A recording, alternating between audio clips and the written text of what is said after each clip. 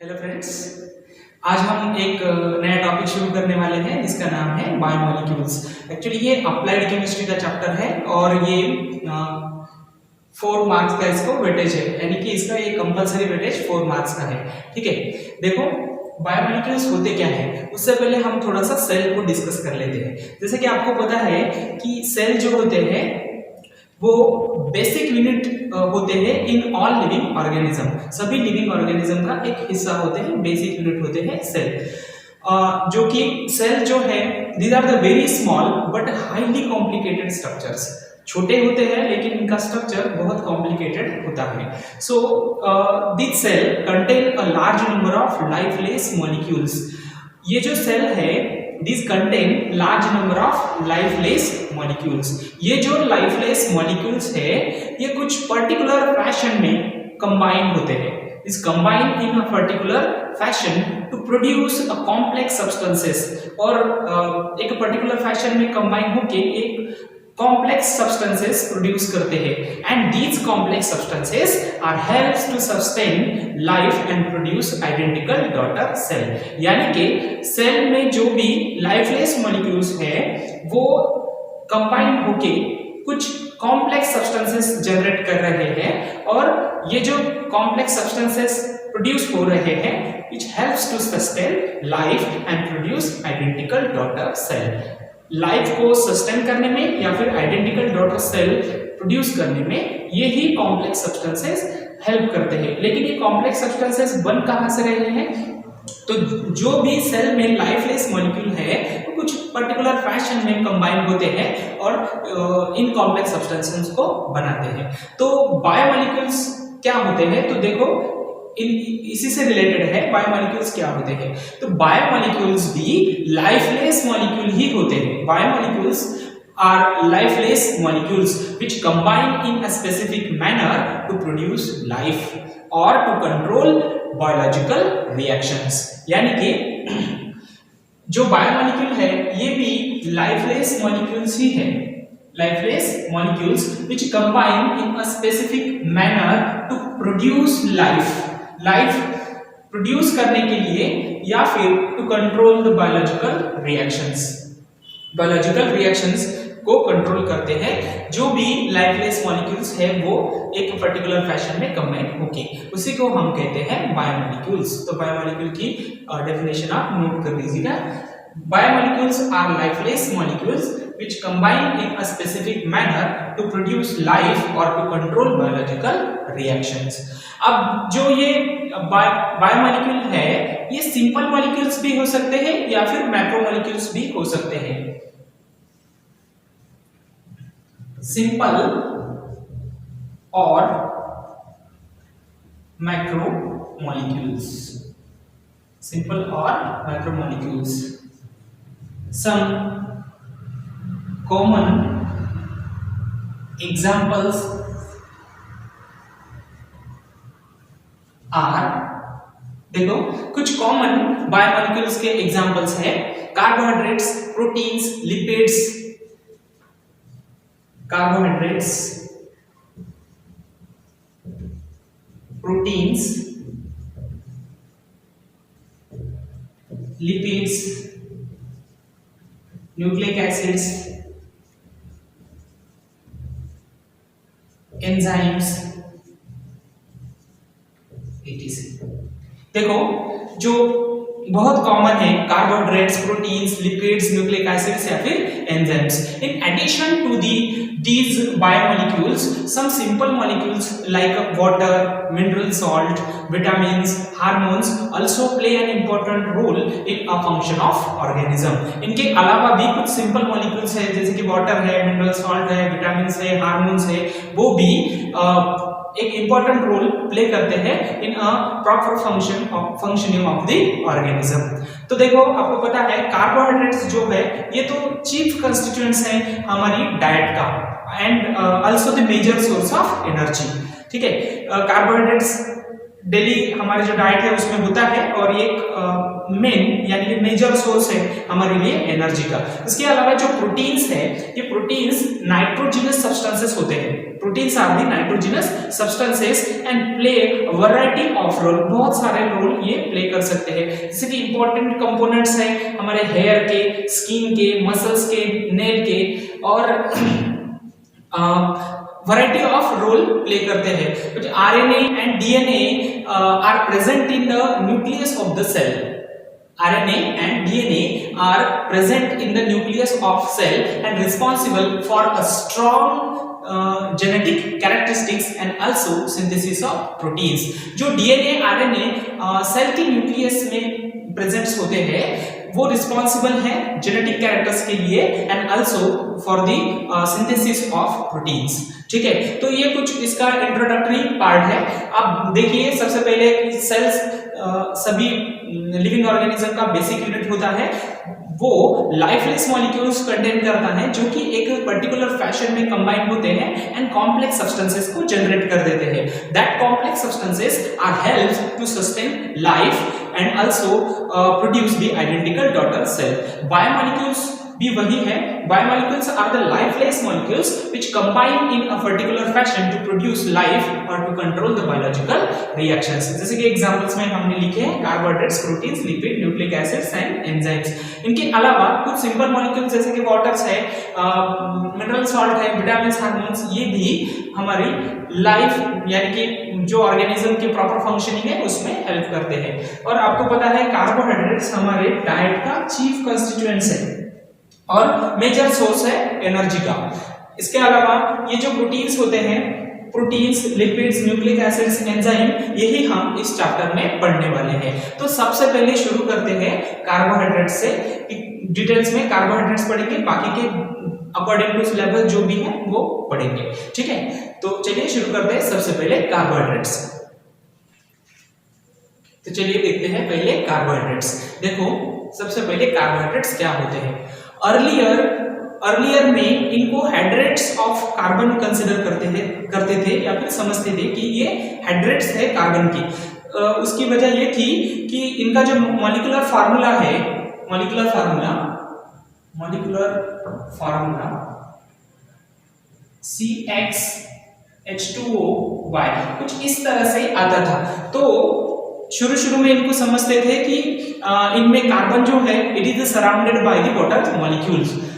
Carbon water molecule से surround किया हुआ है ऐसा समझते थे। Carbon is surrounded by water molecules and hence considered as the hydrates of carbon.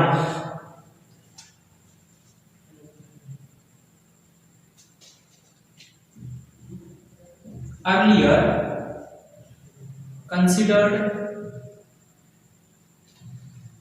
as hydrates of carbon. इसी से ये नाम आया है कार्बोहाइड्रेट्स। हाइड्रेट्स ऑफ कार्बन पहले समझते थे, इसीलिए। क्यों समझते थे? तो ऐसा लगता था कि इनमें carbons are surrounded by water molecules. Since carbon are surrounded by water molecules, इनको ऐसा लगता था कि शुरू में मतलब अर्लियर स्टेज में इनको हाइड्रेट्स ऑफ कार्बन कंसिडर करते थे, इसीलिए नाम आया है कार्बोहाइड्रेट्स। जो कि मॉलिक्यूलर फार्मूला है CxH2OY, इसको करस्पॉन्ड रहता था। और ऐसा समझते हैं कि कार्बन जो है इसको वाटर सराउंड करता है। जैसा कि ग्लूकोज है, for example glucose C6H12O6।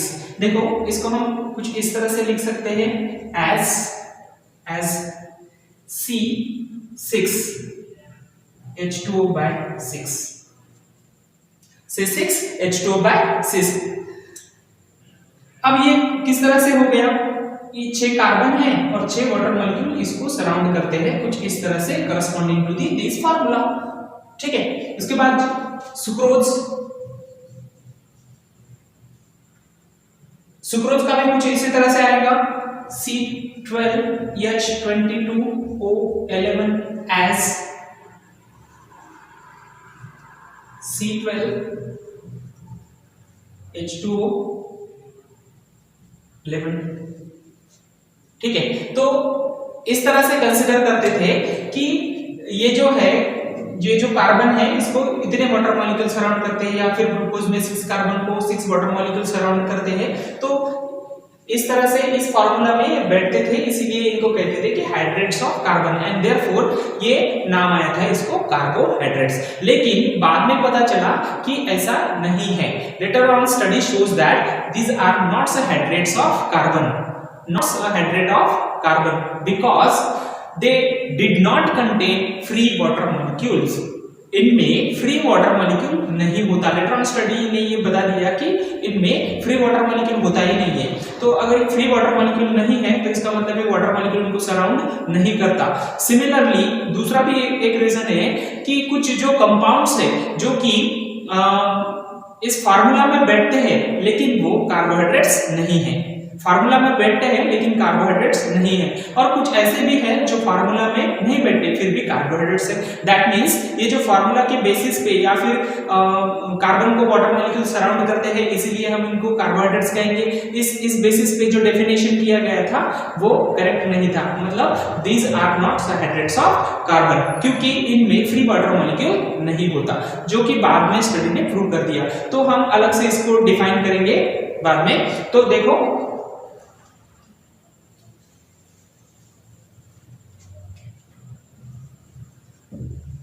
later on study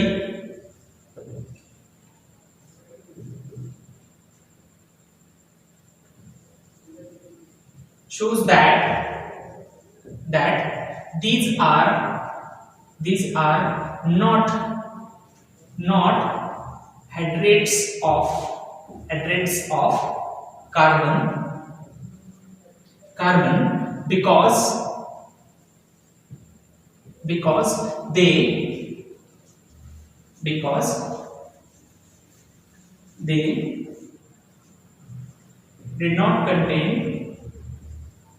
not contain free water,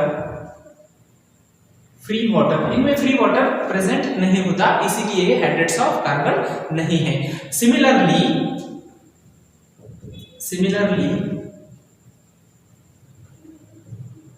all those fit in formula, यानी कि CXH2/Y इसमें बैठने वाले, similarly all those fit in formula are not carbohydrates,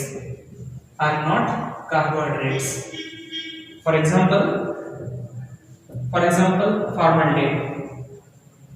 formaldehyde को पता है, formaldehyde HCHO।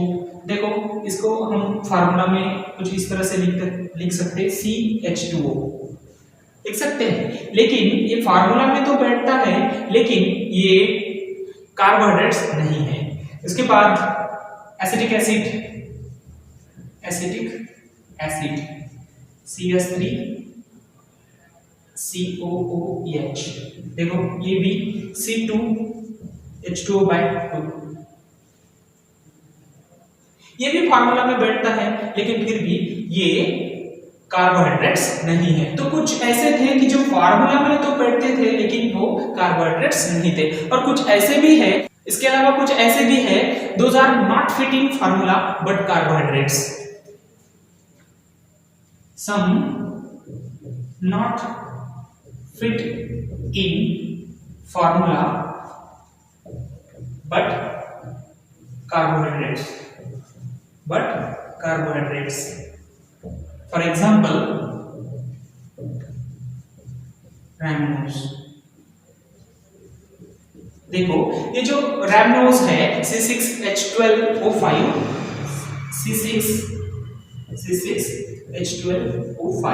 ये फार्मूला में नहीं बैठता है, not fit in formula but still it is a carbohydrates. तो कुछ इस तरह से हो रहा था, जो शुरू में हाइड्रेट्स ऑफ कार्बन समझते थे वैसा नहीं है, ये एक्चुअली हाइड्रेट्स ऑफ कार्बन नहीं है, लेकिन फिर भी हम टर्म वही यूज करते हैं आज भी, कार्बोहाइड्रेट वही से आए टर्म्स और आज भी वही यूज करते हैं कार्बोहाइड्रेट्स। तो जो मॉडर्न डेफिनेशन है कार्बोहाइड्रेट्स की वो क्या है, या फिर करेक्ट डेफिनेशन क्या है? Carbohydrates are optically active polyhydroxy aldehydes और पॉलीहाइड्रोक्सी कीटोन्स। मतलब ये ऑप्टिकली एक्टिव सब्सटेंसेस है। आपको पता है ऑप्टिकली एक्टिव क्या होता है? जो कि प्लेन पोलराइज्ड लाइट को रोटेट कर सकता है क्लॉकवाइज डायरेक्शन में या फिर एंटी क्लॉकवाइज डायरेक्शन में, उसको हम क्या कहते हैं? ऑप्टिकली एक्टिव, जिसका सॉल्यूशन रोटेट कर सकता है। तो ऑप्टिकली एक्टिव पॉलीहाइड्रोक्सी मतलब इनमें OH ग्रुप ज्यादा होते हैं, पॉलीहाइड्रोक्सी अल्डिहाइड्स है या फिर पॉलीहाइड्रोक्सी कीटोन्स है। These are optically active polyhydroxy aldehydes और polyhydroxy ketones or the components या फिर ऐसे components that can be hydrolyzed, ऐसे substances जिनका हाइड्रोलाइज करने के बाद ये पॉलीहाइड्रोक्सी अल्डिहाइड्स को या फिर पॉलीहाइड्रोक्सी कीटोन्स को प्रोड्यूस करते हैं। मतलब या तो ऑप्टिकली एक्टिव पॉलीहाइड्रोक्सी अल्डिहाइड्स होंगे या फिर पॉलीहाइड्रोक्सी कीटोन्स होंगे, या फिर ऐसे कंपाउंड्स होंगे जो कि जिनका हाइड्रोलाइसिस करने के बाद वो पॉलीहाइड्रोक्सी अल्डिहाइड्स या फिर पॉलीहाइड्रोक्सी कीटोन्स को प्रोड्यूस कर सकते हैं। तो लिखते हैं डेफिनेशन ऑफ कार्बोहाइड्रेट्स।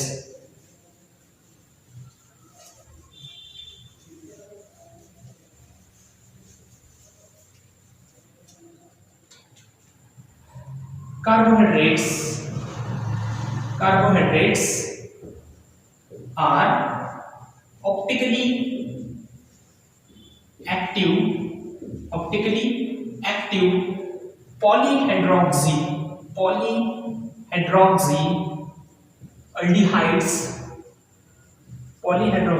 aldehydes और polyhydroxy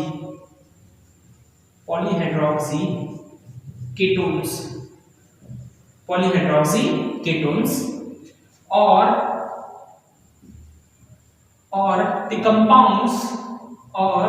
the compounds that can be या फिर कुछ ऐसे compounds that can be hydrolyzed to polyhydroxy aldehydes और polyhydroxy ketones।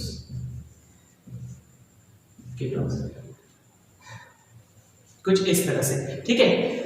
मतलब ये पॉलीहाइड्रोक्सी अल्डिहाइड्स है या फिर कीटोन्स है या फिर ऐसे सब्सटेंसेस है, ऐसे कंपाउंड्स है जिनको हाइड्रोलाइसिस करने के बाद ये पॉलीहाइड्रोक्सी अल्डिहाइड्स को या फिर कीटोन्स को प्रोड्यूस कर सकते हैं।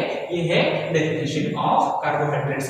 टर्म्स वही से आया था हाइड्रेट्स ऑफ कार्बन से, लेकिन डेफिनेशन अलग है। अब इसको नोट कर लीजिएगा। आगे देखते हैं क्लासिफिकेशन ऑफ कार्बोहाइड्रेट्स।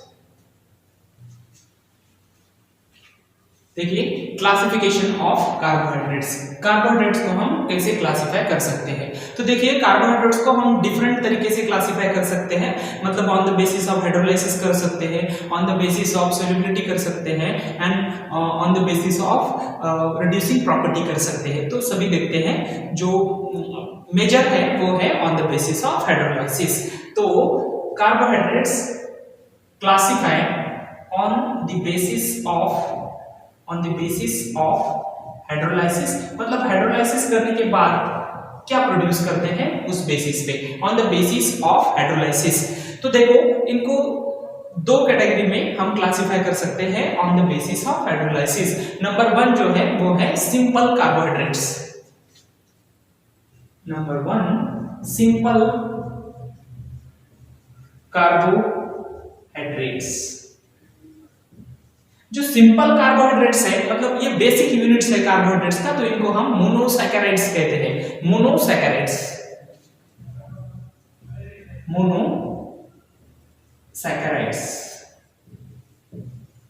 ठीक है। और दूसरा टाइप है कॉम्प्लेक्स कॉम्प्लेक्स कार्बोहाइड्रेट्स। कार्बोहाइड्रेट्स देखो सबसे पहले हो गया on the basis of hydrolysis simple carbohydrates यानी कि मोनोसैकेराइड्स या फिर कॉम्प्लेक्स कार्बोहाइड्रेट्स। कॉम्प्लेक्स कार्बोहाइड्रेट्स देखो जो सिंपल कार्बोहाइड्रेट्स है वो मोनोसैकेराइड्स है। इसका मतलब क्या है कि इनका फिर से हाइड्रोलाइसिस नहीं हो सकता, no further hydrolysis can be carried out. जो मोनोसैकेराइड्स है नो फर्दर हाइड्रोलाइसिस, फिर से इसका हाइड्रोलाइसिस नहीं हो सकता, यानी कि बेसिक यूनिट है कार्बोहाइड्रेट्स का। ठीक है, अब इसको फिर से क्लासिफाई कर सकते हैं दोनों को ही, वो भी देखेंगे। देखो on the basis of group, पहले हम देखते हैं सिंपल को कैसे क्लासिफाई कर सकते हैं। On the basis of group simple carbohydrates again get classified on the basis of group. इसमें कौन सा ग्रुप है उसके बेसिस पे इसको फिर से क्लासिफाई कर सकते हैं एज अल्डोज। अगर इनमें अल्डिहाइडिक ग्रुप प्रेजेंट होता है तो इनको कहते हैं अल्डोज, और अगर केटोनिक ग्रुप प्रेजेंट होता है, केटो ग्रुप प्रेजेंट होता है तो इनको कहते हैं केटोज। तो on the basis of group aldose, aldose जो है इनमें CHO ग्रुप होगा, CHO ग्रुप, जिनमें अल्डिहाइडिक ग्रुप होगा उनको कहेंगे अल्डोज, और जिनमें केटोनिक ग्रुप होगा उनको कहेंगे केटोज। केटोज those having केटो ग्रुप, जिनमें केटो ग्रुप प्रेजेंट होगा वो केटोज है। ठीक है, तो ये मतलब सिंपल कार्बोहाइड्रेट में उनमें कौन सा ग्रुप प्रेजेंट है, अगर उनमें अल्डिहाइडिक ग्रुप प्रेजेंट है कंटेन CHO ग्रुप देन कहते हैं अल्डोज, और अगर इनमें केटोनिक ग्रुप प्रेजेंट है, CO group, keto group present है तो उनको कहते हैं केटोज। ठीक है, दूसरे तरीके से भी हम मोनोसैकेराइड्स को फिर से क्लासिफाई कर सकते हैं on the basis of number of carbons. इनमें कितने कार्बन है, मान लीजिए अगर इनमें 3 कार्बन है तो हम इनको कह सकते हैं मोनोसैकेराइड्स में कितने कार्बन है। अगर उनमें 3 कार्बन है तो हम कह सकते हैं ट्रायोज, अगर 4 है तो टेट्रोज, 5 है पेंटोज, 6 है हेक्सोज। कुछ इस तरीके से क्लासिफाई कर सकते हैं on the basis of number of carbon. तो मैं फिर से इसको लिखता हूं,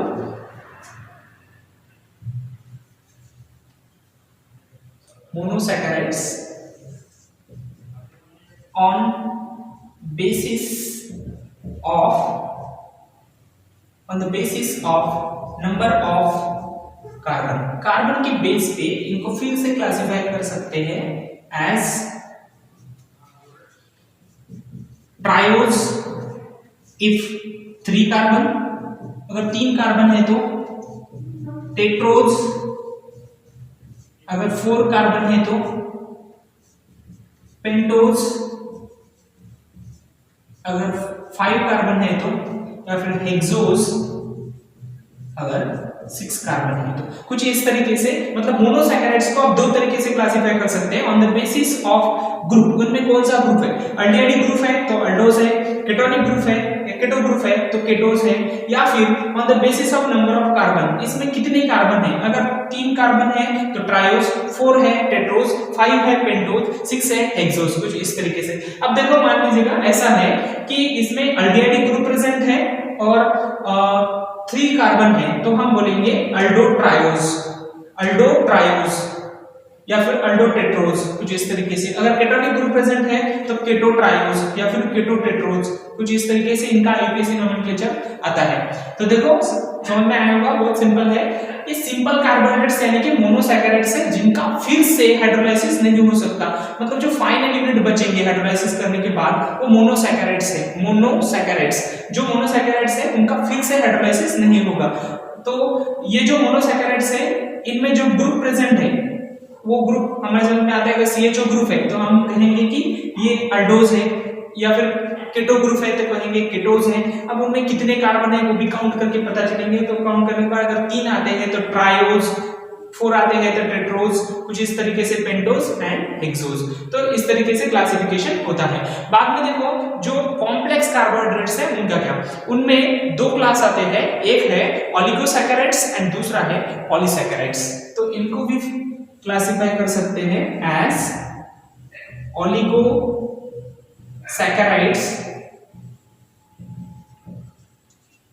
एंड पॉलीसैकेराइड्स। पॉलीसैकेराइड्स देखो, ओलिगोसैकेराइड्स क्या होते हैं? अगर हाइड्रोलाइसिस करने के बाद हमें 2 या फिर up to 2 to 10 units monosaccharides के मिलते हैं, 2 to 10 units of monosaccharides. Monosaccharides के 2 से लेकर 10 तक यूनिट मिलते हैं तो हम उसको बोलते हैं oligosaccharides. It contain 2 to 10 units of monosaccharides. ठीक है, फिर से अगर इनमें मान लीजिएगा अगर 2 यूनिट्स मिलते हैं तो हम उनको बोलेंगे डाइसैकेराइड्स। डाइसैकेराइड्स क्योंकि 2 यूनिट है, 2 यूनिट्स ऑफ मोनोसैकेराइड्स। अगर 3 है तो ट्राइसैकेराइड्स, 4 है तो टेट्रासैकेराइड्स। कुछ इस तरीके से इनको फिर से क्लासिफाई कर सकते हैं। मतलब 2 यूनिट है तो डाइसैकेराइड्स, 3 है तो ट्राइसैकेराइड्स, 4 है तो टेट्रासैकेराइड्स, और 2 से 10 तक यूनिट्स आते हैं तो सिंपली उस कॉम्प्लेक्स कार्बोहाइड्रेट्स को हम कहेंगे oligosaccharides. So oligosaccharides contain 2 to 10 units of monosaccharides. अगर 2 है तो डाइसैकेराइड्स कहिए, 3 है ट्राइसैकेराइड्स, 4 है तो टेट्रासैकेराइड्स। इसी तरह से आगे भी काउंट कर सकते हैं। ठीक है, अब देखो जो पॉलीसैकेराइड्स है इनमें बहुत लार्ज नंबर में मोनोसैकेराइड्स आते हैं, कंटेन जो हाइड्रोलाइसिस करने के बाद लार्ज नंबर ऑफ मोनोसैकेराइड्स, जैसे लार्ज नंबर ऑफ मोनोसैकेराइड्स। बहुत लार्ज नंबर आएगा मोनोसैकेराइड्स का। और ये क्या होते हैं जनरली, ये जो नेचुरल बायोपॉलीमर्स है वो होते हैं, जैसे कि स्टार्च है, सेल्यूलोज है, ग्लाइकोजन है, गम्स है, etcetera. These are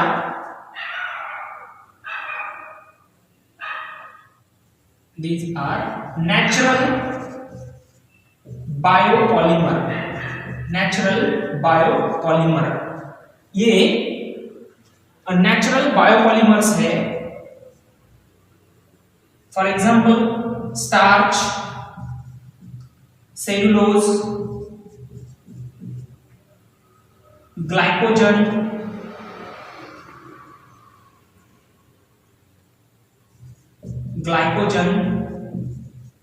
gum, etc। कुछ इस तरह से स्टार्च है, सेल्यूलोज है, ग्लाइकोजन है, गम्स है, इनको अगर हम हाइड्रोलाइज करेंगे तो बहुत सारे large number of monosaccharides unit आएंगे। अगर बहुत सारे लार्ज नंबर में मोनोसैकेराइड्स यूनिट आते हैं तो उनको कहते हैं polysaccharides.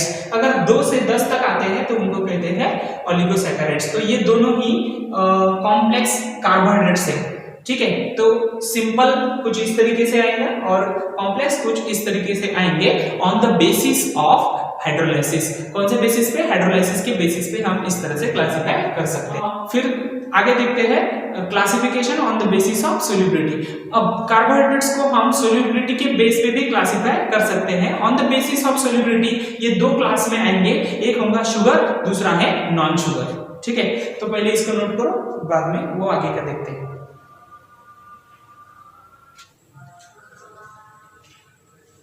Carbohydrates on the basis of solubility कुछ इस तरह से क्लासिफाई हो सकते हैं। एक है शुगर्स, दूसरा है नॉन शुगर्स। देखो अब शुगर कौन से हैं और नॉन शुगर कौन से हैं। अगर जो शुगर्स होते हैं वो क्रिस्टलाइन होते हैं, स्वीट होते हैं एंड वाटर सोल्यूबल होते हैं। These are crystalline, sweet and water soluble. Crystalline, sweet and water soluble होते हैं। उसके बाद मोनोसैकेराइड्स एंड जो भी मोनोसैकेराइड्स हैं एंड ओलिगोसैकेराइड्स है वो शुगर्स है। Monosaccharides and oligosaccharides are sugar. देखो मोनोसैकेराइड्स एंड ओलिगोसैकेराइड्स, मोनोसैकेराइड्स जो सिंपल वाला था वो, ओलिगोसैकेराइड्स 2 से 10 तक यूनिट्स होते हैं मोनोसैकेराइड्स के, ओलिगोसैकेराइड्स के, ये दोनों ही क्या है, शुगर है। शुगर कैसा होता है, crystalline, sweet and water soluble. इसके अपोजिट जो नॉन शुगर है वो amorphous, tasteless and insoluble in water, insoluble in water होते हैं। ठीक है, अब जो एमरफस है, टेस्टलेस है, इनसोल्यूबल इन वाटर है वो है नॉन शुगर। जो नॉन शुगर है वो है पॉलीसैकेराइड्स। जो पॉलीसैकेराइड्स होते हैं पूरे नॉन शुगर है, polysaccharides, polysaccharides are non sugar. अभी हमने एग्जांपल देखा था पॉलीसैकेराइड्स का, कौन से, starch, cellulose, glycogens, gum etcetera. तो ये नॉन शुगर है। तो कुछ इस तरह से on the basis of solubility, जो वाटर सोल्यूबल है वो शुगर है, जो वाटर इनसोल्यूबल है वो नॉन शुगर है। इसमें मोनोसैकेराइड्स एंड ओलिगोसैकेराइड्स जो आते हैं वो शुगर है, तो खाली जो बचा हुआ है पॉलीसैकेराइड्स वो नॉन शुगर है। ठीक है, बाद में ये जो शुगर है इसको हम फिर से क्लासिफाई कर सकते हैं as reducing sugar and non reducing sugar. तो जो रिड्यूसिंग शुगर होते हैं और नॉन रिड्यूसिंग शुगर होते हैं उनके एग्जाम्पल और किस तरह से उनको डिफाइन करते हैं वो अलॉन्ग विद एग्जाम्पल एंड कुछ एग्जाम्पल ऑफ ओलिगोसैकेराइड्स हम वो नेक्स्ट लेक्चर में देखते हैं। ठीक है, thanks for watching, thank you.